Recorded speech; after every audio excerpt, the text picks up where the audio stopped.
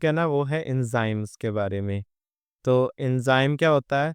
ऐसी चीज़ जो कि रिएक्शन को तेज़ करता है, रिएक्शन को स्पीड अप करता है, तेज़ करता है, फास्ट करता है।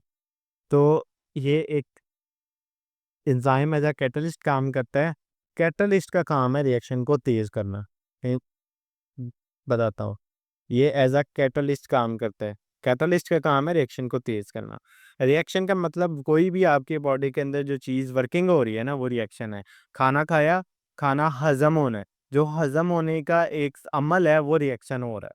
कि अब क्या होगा, खाना नॉर्मली तो आपका अगर एंजाइम ना हो तो 12-14 घंटे लग जाए खाना हज़म होने में। लेकिन एंजाइम की मदद से आपका वही खाना 3 से 4 घंटे में हज़म होता है। कहाँ 14 घंटे तो कहाँ 4 घंटे। तो क्या करता है, ये रिएक्शन को तेज़ कर देता है, जल्दी-जल्दी काम करता है ये। ठीक है? जैसे मैं आप पे चढ़ाई के करे रखता हूँ कि जल्दी कर लो, जल्दी काम कर लो, जल्दी कर लो। टीवी जल्दी करना। चलो वो एक अलग टॉपिक है, लेकिन जल्दी करने का ये है कि चीज़ आम जल्दी हो जाएगा, टाइम बचेगा। अब अगर आप ऐसे तो फिर आपकी बॉडी को जल्दी फूड चाहिए हो, आपको दौड़ लगा रहे हो, तो आप बॉडी को जल्दी-जल्दी खुराक चाहिए। तो आपका बॉडी भी यही कहे कि जल्दी का काम शैतान का, तो फिर आप तो बैठ गए ना, आप तो बेहोश हो जाओगे उधर, ठीक है? तो कुछ चीज़ें जल्दी भी ज़रूरी होती हैं, ख़ास तौर पे लिविंग ऑर्गेनिज़्म के अंदर। तो वो कौन करवा रहा होता है, वो स्पीड अप्स काम कौन करता है? वो एंजाइम्स करते हैं।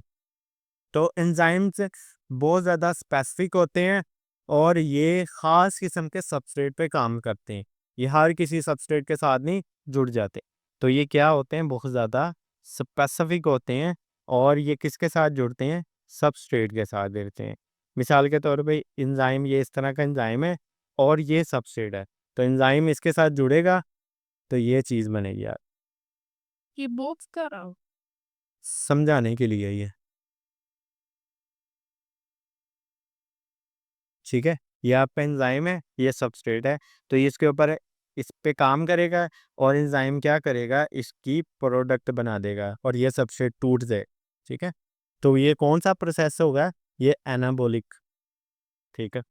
तो सॉरी एनाबॉलिक में बनता है, ये कैटाबॉलिक प्रोसेस हो। जो टूटने का अमल होता है ना, वो कैटाबॉलिक होता है, एनाबॉलिक बनने का प्रोसेस। हाँ, हाँ, कैटाबॉलिक टूटने का प्रोसेस होता है, इसमें चीज़ें टूटती हैं।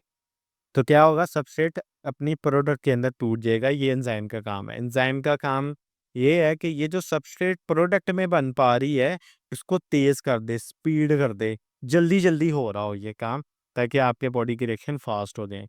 तो एंजाइम की एक स्पेसिफिक शेप होती है, इस तरह सबस्ट्रेट की भी एक स्पेसिफिक शेप होती है। हर एक एंजाइम हर एक सबस्ट्रेट के साथ नहीं जुड़ सकता, ख़ास किस्म के एंजाइम ख़ास किस्म के सबस्ट्रेट के साथ जुड़ जाएँगे। अगर मिसाल के तौर पे ऐसी सिचुएशन आती है, जिसमें एंजाइम को किसी और चीज़ की ज़रूरत पड़े। अब देखो यहाँ पर स्पेस खाली है, जगह खाली है, तो कोई से नॉन प्रोटीन पार्ट वो क्या करता है, इस खाली जगह के को पूर्ण करने के लिए जुड़ जाता है, ता और हो जाए। नहीं और नहीं हो जाता, वो इसी का हिस्सा बन जाता है वो। इसके साथ जुड़ जाता है ताकि रिएक्शन मुकम्मल हो सके। इस हिस्से को ये सबस्ट्रेट है आपका और इस हिस्सा जो कि एंजाइम के साथ अज़ाफ़ी लगता है, ठीक है? हाँ, एंजाइम के साथ ज लगता है लेकिन इज़ाफ़ी वो कोएंजाइम होता है। ठीक है? कह लो उसका छोटा भाई आएगा एंजाइम का, ताकि उसकी मदद कर रहा है कि सबस्ट्रेट पर का रिएक्शन मुकम्मल करा सके। ठीक है? तो उसे कोएंजाइम कहते हैं। तो एंजाइम आपकी डेली लाइफ में बहुत ज़रूरी है, इंडस्ट्री में बहुत ज़रूरी है। एंजाइम केमिकल और फार्मास्यूटिकल इंडस्ट्री में बहुत ज़रूरी हैं। ये चीज़ वगैरह बनाने में बहुत काम आता है एंजाइम। उसके बाद आप यीस्ट डालते हो, जो है ना वो चीज़ों को राइज़ आप वो जो नान बनते हैं, तो उसमें यीस्ट डालते हो, ठीक है? ख़ास तौर पे क्या राइज़ हो जाए, ताकि रिएक्शन जल्दी-जल्दी वो राइज़ हो जाए उसको। और उसके बाद जो है ना आप फूड प्रोसेसिंग इंडस्ट्री में इस्तेमाल करते हो। एक एंजाइम है पेप पेपिन, ठीक है? ये पपाया में से निकलता